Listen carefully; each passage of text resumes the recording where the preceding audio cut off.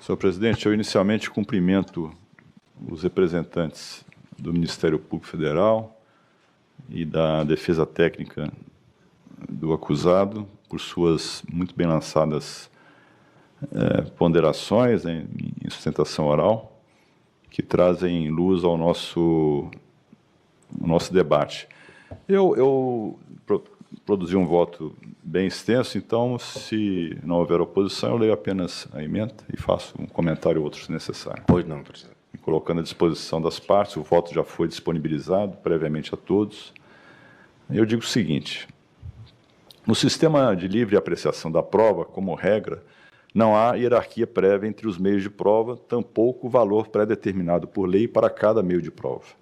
A regra é a admissibilidade de todas as provas relevantes, desde que lícitas, para o acertamento dos fatos. Sob o marco da concepção racionalista, a liberdade de apreciação da prova deve ser preenchida por critérios racionais de apuração dos fatos, a fim de evitar a substituição do arbítrio legislativo pelo arbítrio judicial. A admissibilidade da prova no processo judicial é condicionada a que, além de não ser ilegal, a prova seja epistemicamente confiável e tenha um mínimo potencial cognoscitivo para demonstrar o enunciado de fato alegado e que se visa aprovar.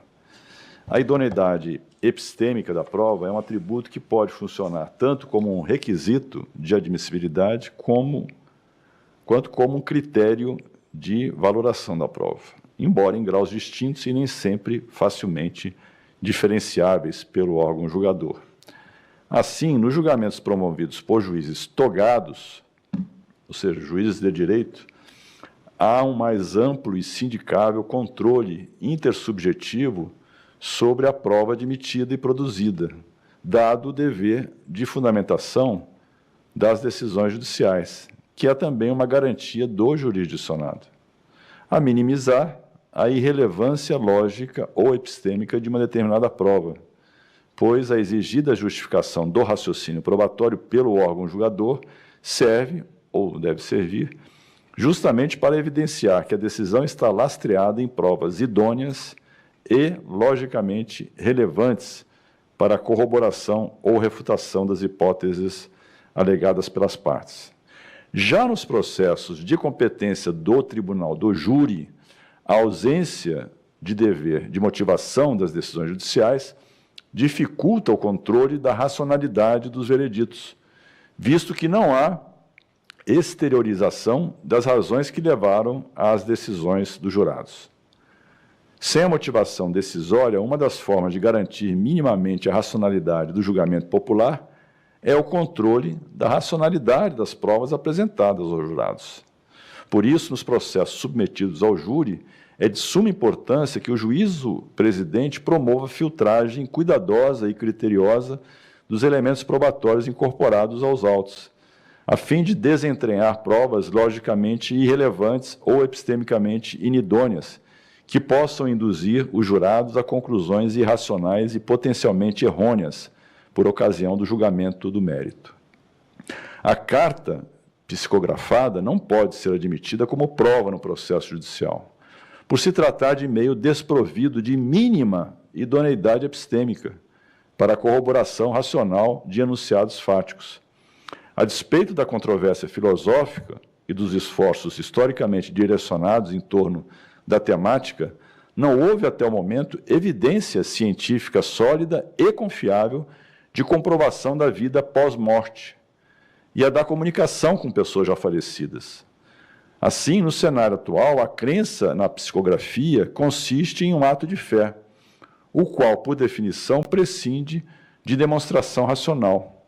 Os atos de fé, seja ela religiosa ou não, são diametralmente opostos aos atos de prova, que visam justamente a demonstração racional e objetiva dos fatos alegados no processo.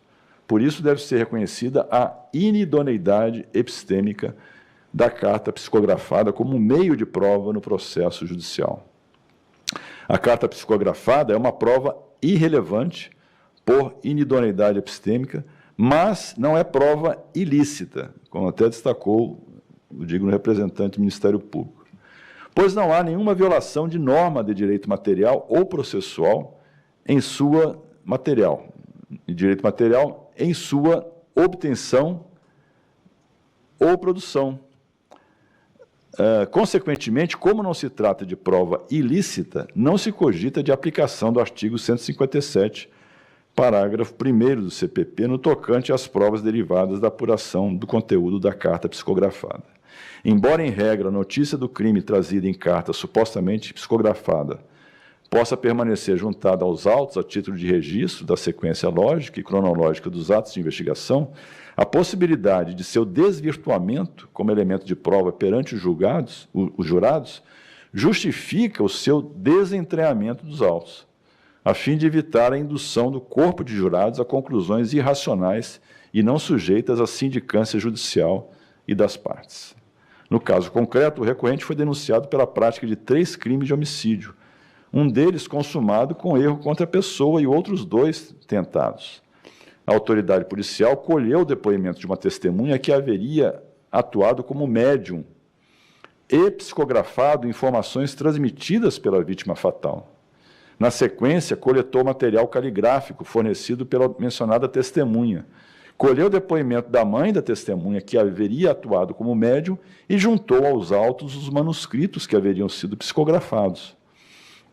Ainda que tais elementos possam servir como notícia de crime, não são admissíveis como prova do fato. Logo, uma vez precluso o juízo de admissibilidade da acusação, tais elementos devem ser desentranhados do processo, a fim de evitar que sejam submetidos ao conhecimento do corpo de jurados como prova.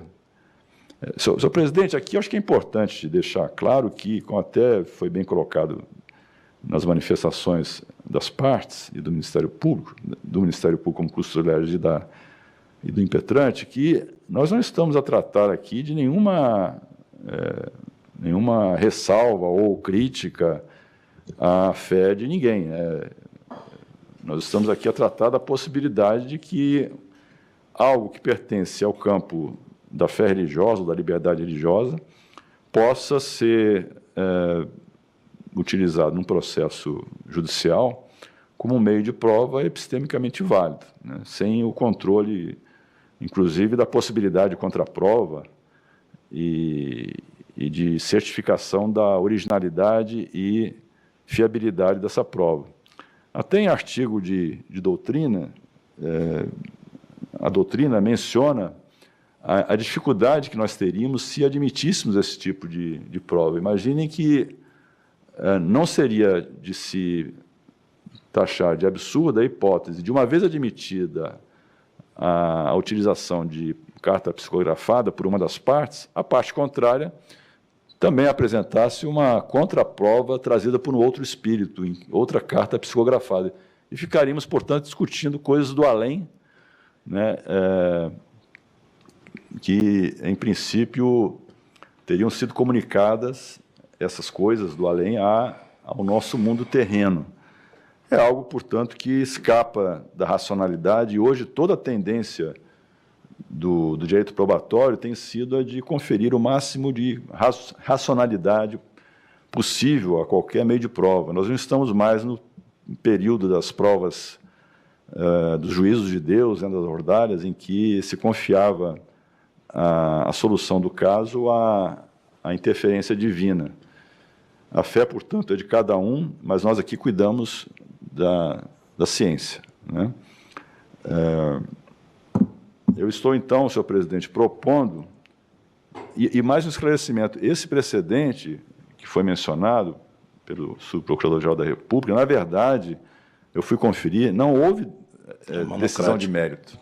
Simplesmente se deu andamento, se converteu um agravo regimental em que se discutia esse tema em recurso especial, mas a tramitação longa desse processo acabou por levar à extinção da punibilidade sem que se houvesse decidido a respeito. Então, este é o primeiro caso, efetivamente, em que, pelo menos o STJ, salvo o melhor juízo, decide o mérito de um caso em que se pretende a utilização de uma carta psicografada. Então, eu daria provimento ao recurso defensivo para declarar a inadmissibilidade da carta psicografada juntada aos autos pela acusação, bem como das provas relacionadas a atos de psicografia. E aí eu até faço, no final do voto, senhor presidente e eminentes pares, uma delimitação do que se deveria encaminhar no juízo de origem, porque, como não se trata de prova ilícita, o juiz deverá verificar, antes do desentramento da prova, né, da própria carta, se todo o conteúdo do depoimento que foi feito sobre ela é irrelevante, por se referir à carta psicografada declarada inadmissível, ou se há trechos desses depoimentos que justificam a sua manutenção nos autos, por serem relacionados a outros fatos pertinentes ou relevantes apurados no processo. Porque, na verdade, não só se juntou a carta ou as cartas, mas se produziram depoimentos de supostas testemunhas do ato de psicografia dessa comunicação, né? Então, de nada adianta retirar a carta dos autos se nós mantivermos os depoimentos que falam sobre o conteúdo da carta. Então, é preciso que o juiz reavalie isso. E eu fui verificar, e se o doutor Tiago Vinícius puder confirmar, nesse ínterim, entre a impetração e o julgamento, houve a decisão de pronúncia. É isso, doutor? Perfeito, excelência. Então, o réu foi pronunciado e uma vez que, enfim, a pronúncia pode produzir algum efeito, eu aditaria aqui ao dispositivo a determinação de nulidade da pronúncia para que outra seja proferida. Me parece, por uma leitura superficial do debate que já houve a respeito, que há outras provas, não sei se suficientes, mas há outras várias provas, o Ministério Público também salientou isso, que dariam um amparo não só ao recebimento da denúncia e, eventualmente, para a pronúncia, já que nós entendemos que a pronúncia é um plus, o juízo de admissibilidade da pronúncia é um plus em relação da admissibilidade da peça acusatória. Então, eu proporia que se dê provimento ao recurso ordinário habeas corpus para declarar a inadmissibilidade da carta juntada, bem das provas relacionadas, e determinando a nulidade da pronúncia para que o juiz novamente decida no encerramento do iudicium accusationis, com esse cuidado de extirpar todo o depoimento, se entender que todo ele está contaminado, digamos assim, pela referência ao conteúdo, ou simplesmente riscar os trechos dos depoimentos que façam alguma alusão a essas cartas que nós consideramos inadmissíveis. Então, é nesse sentido o voto, senhor presidente. Como vota o ministro Saldanha? Presidente, eu estou aqui refletindo, é uma consideração bastante sofisticada, mas eu me atenho ao conteúdo material da prova, né? O direito penal é fato e prova.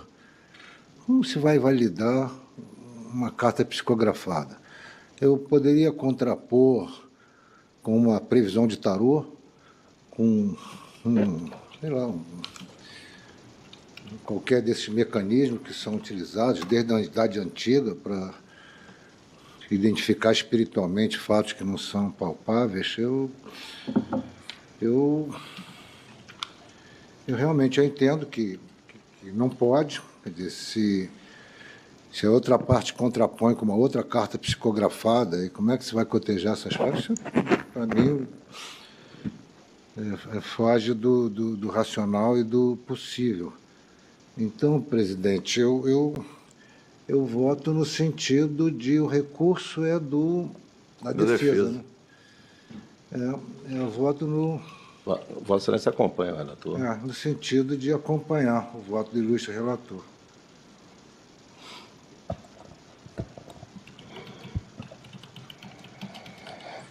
É isso. Eu acompanho o relator. Há duas manifestações aqui, relator. A do ministro Gilson Dipp e há uma de Vossa Excelência também, dizendo que é uma prova imediata, alguma coisa nesse sentido. Mas eu só destaco aqui a questão que nós estamos no âmbito do júri, no Tribunal do Júri. E o julgamento é por íntima convicção, não há necessidade de fundamentação das suas decisões. Agora, a representação da acusação ela é feita pelo Ministério Público, que é órgão de Estado. E, sendo um órgão de Estado, ele é estruturalmente, né, montado a partir da razão, não a partir da fé.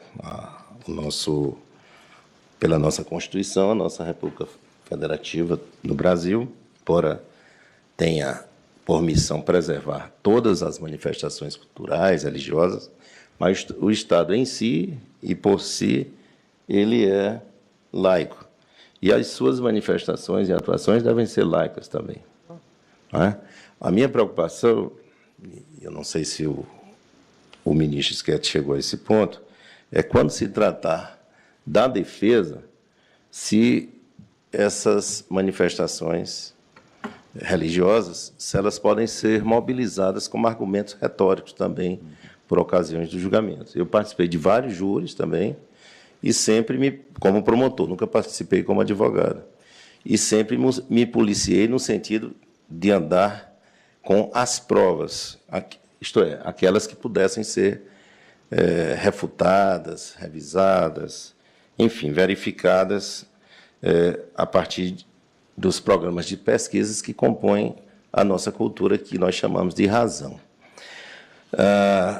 A pergunta é se, em relação, quando é a defesa que apresenta a carta, que é um documento do ponto de vista formal, embora do ponto de vista substancial, não expresse essa razoabilidade, porque vem da fé. Se isso poderá constar dos autos. No caso específico, eu vou me restringir apenas a esse caso, para que depois eu possa ter maior liberdade, em outra oportunidade, quando estiver julgando algo de interesse da defesa. No caso dos autos, aqui é a própria defesa que levanta esse tema, dizendo que não é possível, não é, essa utilização pelo Ministério Público, ela se contrapõe. A defesa pretenda, quando a própria defesa requer o desentranhamento, a situação inverte-se completamente. No caso presente, a defesa requer expressamente o desentranhamento dos elementos relacionados à psicografia, não pretendendo utilizá-lo nem como prova, nem como argumento. Esse pedido é juridicamente eloquente, indica que, na avaliação estratégica da defesa técnica, a permanência é mais prejudicial do que benéfica. Sendo pedido da própria defesa, a manutenção forçada violaria a própria plenitude da defesa, porque também no Tribunal do Júri, né, há esse princípio da plenitude da defesa e não da acusação. A acusação tem que se restringir a provas e a um discurso movido pela razão pública, quer dizer, movido por valores que sejam compartilhados pela sociedade em geral. Então, nessa hipótese aqui, é a própria defesa que está levantando pedindo esse desentranhamento. A plenitude de defesa é garantia do acusado, não imposição contra a sua vontade, constituindo prerrogativa a ser exercida segundo a avaliação estratégica da defesa técnica. O Ministério Público diversamente submete-se a regime constitucional qualitativamente distinto. A Constituição estabelece no artigo 19, inciso 1º, que é vedado aos entes federados estabelecer cultos religiosos, manter com eles relações de dependência ou aliança, consagrando, conjugado com a liberdade religiosa, o princípio da laicidade estatal, como eu havia referenciado há pouco. Então, todas as decisões que partam das autoridades públicas, essas decisões devem ser lastreadas em fundamentos, né, estruturados a partir da razão. Agora, nós podemos privar, ministro Schietti, o júri, por ocasião da sentença de pronúncia, já que é uma decisão também de órgão do Estado, nós podemos privar de uma leitura, de uma apreciação, de um documento que nasce de uma crença religiosa, já que o Brasil também tem uma diversidade cultural, o Brasil não é só ciência, e a representação do júri é uma representação de nossa diversidade cultural, e nesse ponto o Ministério Público também concorda. Então, o júri, composto, né, por 7 membros, sorteado ali entre os 25, ele, de alguma forma, manifesta toda essa diversidade. Então, e eles julgam pela íntima convicção, sem necessidade de fundamentação. Será possível, né, a mobilização de argumentos retóricos que descendam de metafísica, nesse ponto? Eu acho que, como argumentação, pode usar o que quiser, de defesa contra acusação. Agora, como prova, é diferente. Não, como prova não é prova, porque ela não é passível de refutação. Karl Popper foi contraditar isso. Veja bem, senhor presidente. Karl Popper foi um filósofo que estudou muito esse tema da ciência, e ele fez a distinção entre o discurso científico e o discurso que provém da fé. Qual é a diferença? É a possibilidade de refutação. Como é que vai se exercer, ministro Saldanha, o contraditório de uma prova trazida pelo Ministério Público? Senhor presidente, eu estou ouvindo uma voz do além. Alguém está com uma comunicação que está interferindo. Vamos. Então, acho que chegou a hora de nós darmos por... Mas, senhor presidente, só assim, antecipando, se me permite a minha opinião, né, respeitando os que pensam em contrário, eu acredito que, se nós estamos dizendo que a prova é inadmissível por falta de confiabilidade epistêmica... Não é prova. Não, nós estamos dizendo que, se esta carta é inadmissível por falta de confiabilidade epistêmica, não importa se é a favor da acusação ou da defesa, ela não pode ser utilizada jamais, mesmo e até especialmente no tribunal do júri, porque se há ampla defesa, a ampla defesa tem limites também com relação à atividade probatória. Tanto é que existem regras no tribunal do júri que, por exemplo, impedem a defesa de produzir uma prova nova em plenário, a rolar testemunhas fora do tempo. As regras probatórias limitam não só a acusação, limitam a defesa também. Então, pela própria característica do tribunal do júri, não creio que se possa fazer sequer menção a algo que não é admissível. Alguém poderia dizer, não, mas não pode ler a Bíblia, não pode ler o Alcorão, etc. Mas aí nós estamos fazendo uma leitura de um texto sagrado, mas que não se refere aos fatos que estão sendo julgados. Exatamente. São argumentos que você pode se valer do seu conhecimento religioso para argumentar melhor, para tentar convencer os julgados, mas salvo se nós quiséssemos provar um fato que a Bíblia traz como verdadeiro, né, o que seria talvez difícil de fazer, dado o tempo que transcorreu desde então, não há como, acredito, comparar, né, a leitura de textos sagrados com leitura de depoimentos ou menção a uma prova que nós estamos entendendo como absolutamente impossível de ser contraditada, que não há como contrapor. A ciência falou de Karl Popper, a ciência pressupõe refutações. O processo, a verdade depende de uma possibilidade de refutação. E nós não temos como refutar uma prova psicografada, porque não é prova. A fonte. Não há fonte dessa prova, né, que possa ser objeto de uma refutação. Bem, presidente, só para concluir, eu não quero incrementar mais a discussão, não, mas me parece que esse tipo de argumentação e até de prova já foi utilizada num tribunal do júri do interior com uma carta psicografada do Chico Xavier. Mas passou, né? Isso aí não quer dizer que isso traga a Botkiss também um precedente válido, né?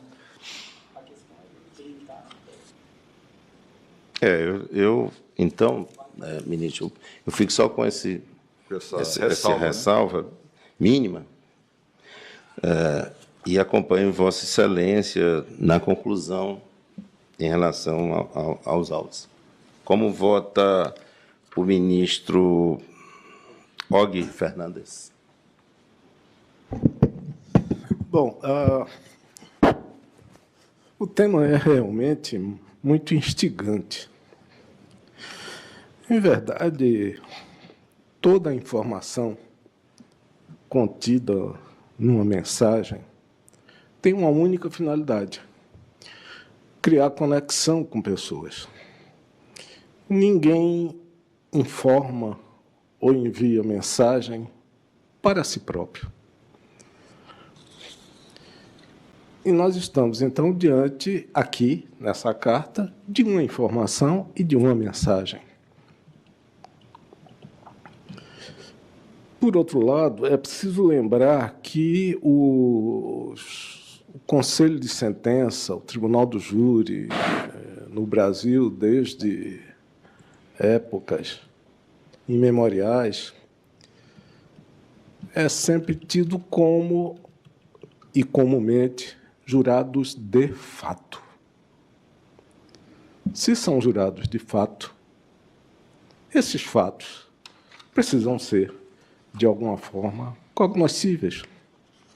Mas cognoscíveis pelo conhecimento, pela realidade, pelo empirismo, que a mensagem aqui passada, aqui tratada nesse habeas corpus,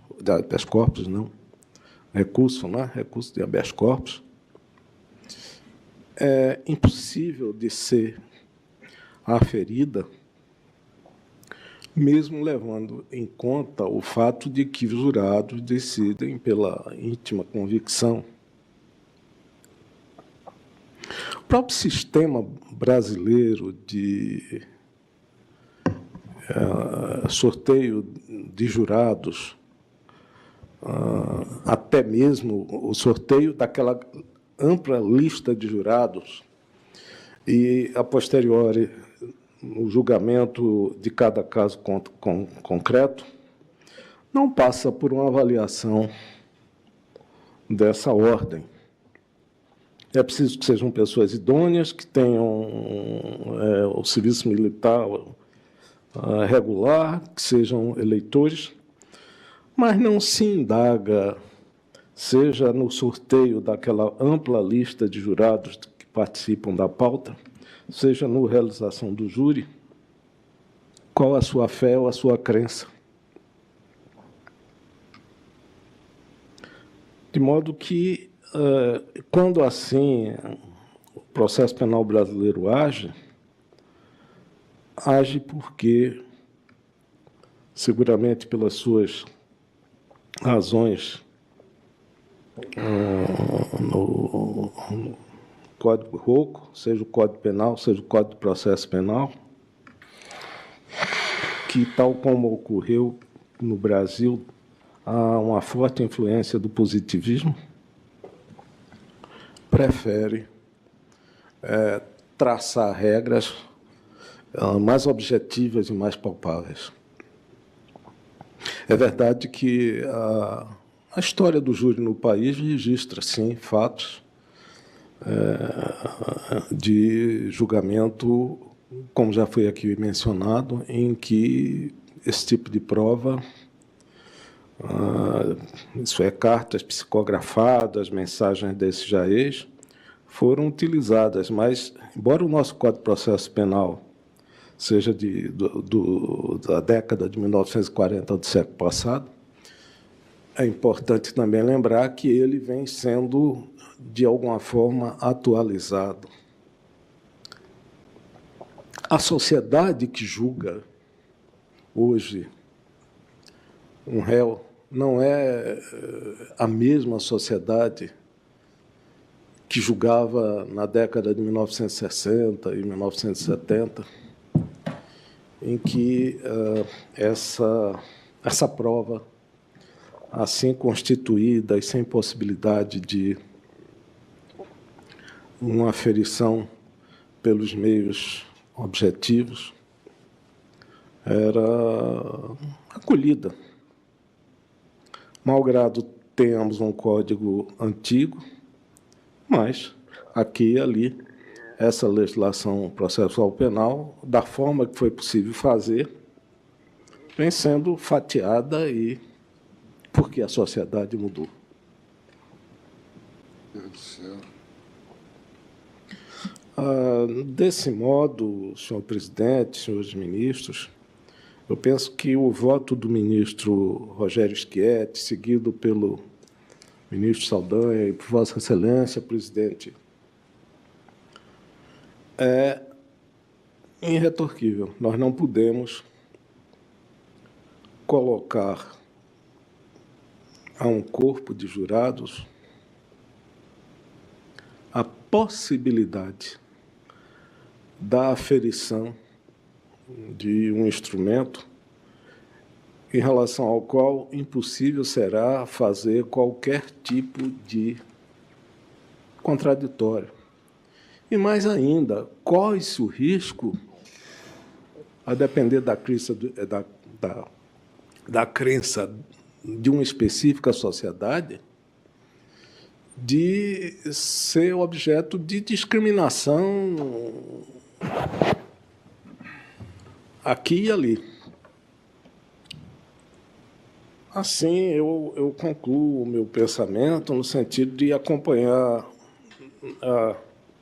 o ministro Schietti, porém, faço uma observação. Eu faço uma observação no que tange a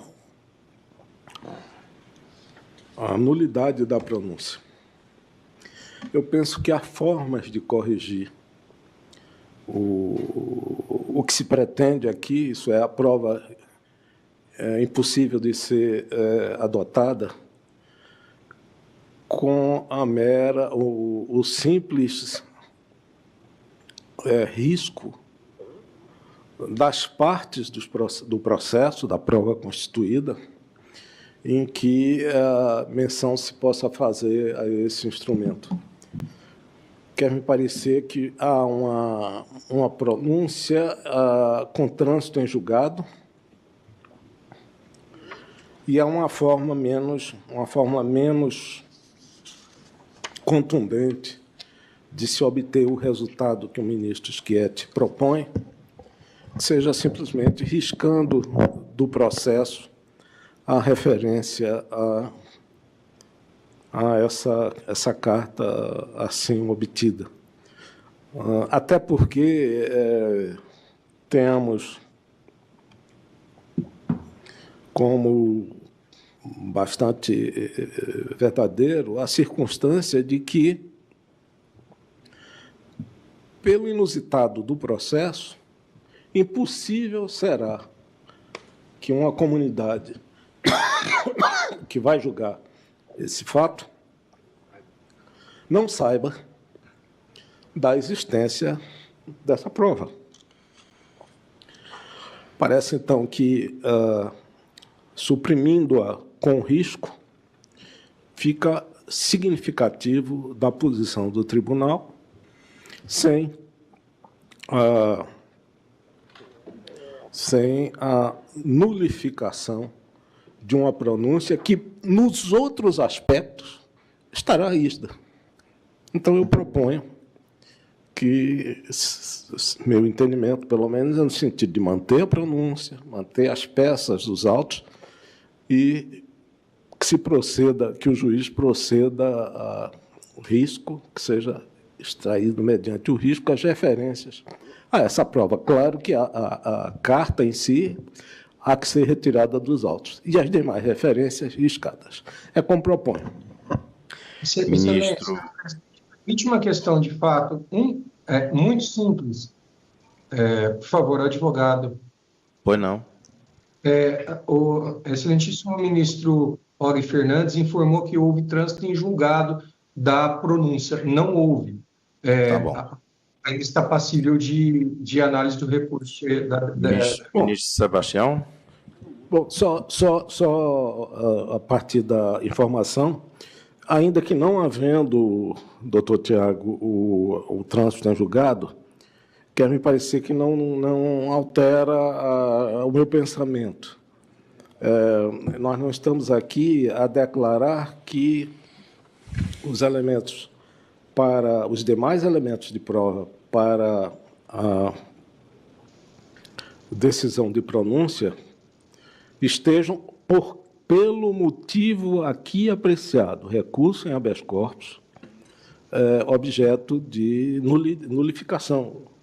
Não há porquê, ao meu ver, tenhamos que, salvo, obviamente, minha opinião também sobre censura e sobre crítica, porque nós anularmos o processo a partir do ângulo de mirada do recurso em habeas corpus. Se há outros motivos, então, haverá de ser discutido aqui ou na Corte ACO essa decisão de pronúncia. Então, deixando mais claro, então, o que penso. Ministro Sebastião Reis Júnior. Senhor presidente, eu acompanho na íntegra o voto do eminente relator. Então, a sexta turma... Senhor presidente, acho que tem uma questão que o ministro alguém levantou que precisamos definir. Né? Não, eu iria só dizer que menor extensão, mas se Vossa Excelência quiser reformular alguma coisa... Não, eu não sei se os colegas acolhem Ministro isso. O que eu acho importante é que fique bem claro, né, ministro Og, que estes documentos, digamos assim, e quaisquer alusões feitas a eles não são admissíveis neste processo. Inclusive, já fazer um alerta para que o Ministério Público, em plenário, não faça alusão a este fato, porque se o fizer, corre o risco de o julgamento ser anulado. Exatamente. Um outro habeas corpus que, porventura, viesse impetrado. Exatamente. Então, é por isso que eu, ministro, por isso que eu fiquei com essa preocupação de tentar já retificar essa pronúncia, porque eu vi que ela tem várias menções a depoimentos, etc., que são independentes, né, dessa prova que estamos declarando inadmissível, e que poderiam, em tese, dar suporte à submissão do acusado a julgamento. Mas, se permanecer nos autos este documento, sem que ele seja corrigido, quer por uma nova decisão, quer com os riscos que Vossa Excelência está propondo, nós teremos uma possibilidade de anulação do plenário. Por isso que, talvez, uma das soluções que eu proponho no voto é que o próprio juiz faça o rachulhamento, né? Enfim, como é que chama de riscar os pontos da... riscar e... exatamente. Exatamente. Extrema, né? Isso. Desentranha a carta e... Determinaríamos, então, apenas que o juiz fizesse uma análise de toda a pronúncia para dela extirpar por rasura, riscar mesmo. o risco, as alusões feitas à carta que nós estamos determinando o desentranhamento. Perfeito. É isso? Então, eu corrijo o voto para deixar isso mais claro. Já está com Esse umas ponto, alternativas. Vossa Excelência. Presidente, senhor presidente. Nós estamos de acordo agora. Senhor presidente, só uma observação. Eu lembro que nós já tivemos situações em que nós determinamos extrair na sentença de pronúncia com excesso de linguagem, nós determinamos o risco das expressões em excesso. E o Supremo o Supremo foi além e determinou o desentranhamento da sentença. Eu só não quero correr o mesmo risco, ou seja, de riscarmos eventualmente uma sentença de pronúncia, a defesa que tem todo o direito e ao Supremo, o Supremo determinar e o processo mais um entrave para o andamento do processo. Eu seria favorável a uma nova sentença de pronúncia, até porque senão vai abrir sempre uma nova discussão. Se aquela excluiu da sentença, tinha coisa a mais para excluir, não tinha. Veja, ministro Sebastião Reis, nós estamos numa situação que Vossa Excelência acaba de inverter o ônus do recurso. Porque se extrairmos a decisão de pronúncia lavrada e vazada em outras fundamentações, que não apenas essas, nós estamos transferindo do Ministério Público, da Defesa para o Ministério Público a possibilidade e a legitimidade dela recorrer, porque pode ter, sem vermos essa pronúncia, nós estamos fazendo um julgamento, talvez, de um raciocínio tão etéreo que seja compatível com a Carta do Além. Porque nós estamos agora a dizer que sabemos que, a par desse fato, uma singela carta e dos seus consequentes referenciais, toda a pronúncia está lavrada e vazada em fundamentos que nulificam essa decisão, até pela objetividade do processo. Meu pensamento é que o caminho adequado seria esse. Eu fui juiz de júri. Eu fui desembargador de Tribunal de Justiça de Estado. Essa prática, eventualmente, Vossa Excelência esteja a fazer o comentário de um caso específico que não sei em que termos vazadas, não li também, confesso, essa decisão do Supremo Tribunal Federal. Mas, em regra, essa providência mantém a rigidez do processo naquilo em que ela não precisa ser modificada e dela se obtém um resultado que se pretende, qual seja a de que o processo siga seu rito normal, sem prejuízo para a defesa, eis porque já expurgada da prova, contaminada por informações em torno das quais nós não podemos obter a verdade, pelo menos nessa vida. Tá. Ministro Schiaretti, Vossa Excelência concorda de que deva ser mantida a pronúncia? Eu mantenho, digamos assim, a minha posição já externada no voto, de que caberia ao juiz avaliar os efeitos da nossa decisão, porque nós não temos aqui a pronúncia e é um fato novo, né? E a própria impetração não combate a pronúncia, isso está sendo objeto de um recurso em sentido estrito. Então, o que importa, creio, é deixar clara a ideia, a certeza, agora unânime, de que este meio de prova não é admissível no direito. Não é nem no direito criminal, no direito de uma forma geral, né? Porque não tem confiabilidade epistêmica. E devolver ao juiz de origem para que ele, em razão da nossa decisão, corrija o ato, eventuais atos já proferidos, extirpando esta prova e quaisquer referências a ela, de modo, inclusive, a deixar claro que isso não poderá ser utilizado em futuro julgamento pelo plenário, se vier a ocorrer. Então, é isso? Com o detalhe de que isso será fiscalizado pela defesa. Se isso não for suficiente, a defesa poderá impetrar um outro habeas corpus, eventualmente, e corrigir a eventual manutenção de uma coação ilegal, porque o que nós estamos aqui é corrigindo uma coação ilegal. O Ministério Público não deveria ter feito uso dessa prova e o juiz também não deveria tê-la aceito para iniciar o processo, e muito menos para uma pronúncia. Mas, então, não era melhor anular a partir do momento que o Ministério... Isso não foi pedido, né? Não foi pedido e eu até propus isso inicialmente, mas eu não sei se nós estaríamos avançando, né, demasiadamente no que foi pedido, estaríamos indo além. Poderíamos até conceder uma ordem de ofício para anular a pronúncia. Eu acredito que sim. Mas como ela está ainda em grau de recurso, talvez essa nossa sinalização já seja o suficiente para que o tribunal corrija isso quando confirmar eventualmente a pronúncia. É isso? Então, por que não simplesmente desentranhar isso? Desentranhar o quê? Desentranhar a carta. O problema é que a carta foi mobilizada. Não sei, foi mobilizada, mas o instrumento... Né, além da carta, tem os testemunhos que foram feitos sobre a carta. Todo o teor... Que estão mencionados na pronúncia. Eu vi. Veja, se a pronúncia não se sustenta a partir do que decidido aqui, ela será, como tal, declarada nula. Até o juiz pode fazer isso.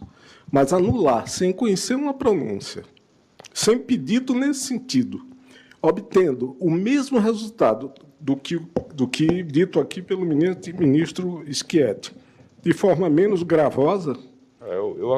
Eu adiro a essa ponderação do ministro Wogel. Acho que nós podemos nos limitar a como estava o voto do ministro e simplesmente determinar ao juízo de origem que corrija e extirpe o que decorrer da nossa decisão. Isso porque não há... E vamos confiar no prudente arbítrio do juiz, que saberá... Sequer a sentença de pronúncia não está aqui nos autos, não. Excelência, posso trazer a questão, uma outra questão de fato aqui? A pronúncia, ela tem agora 2 meses, mais ou menos. O o recurso em habeas corpus já é mais pretérito, por isso que ela não está nos autos, ela é recente. Inclusive, Se ela só tem 2 meses, não vai ter problema de prescrição, não sei. Não, mas perfeito. é isso.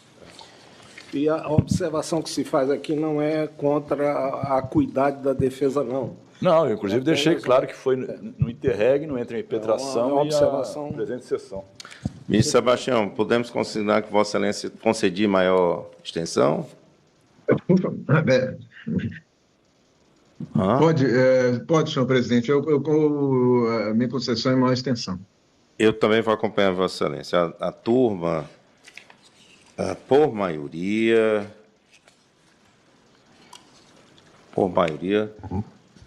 deu provimento ao recurso ordinário. A unanimidade deu provimento. A unanimidade, é verdade, desculpa. Eu tinha programado assim. E Vossa Excelência, ministro Sebastião, concediu em maior extensão. A turma, à unanimidade, deu provimento ao recurso ordinário em habeas corpus. Os ministros Sebastião Reis Júnior, Carlos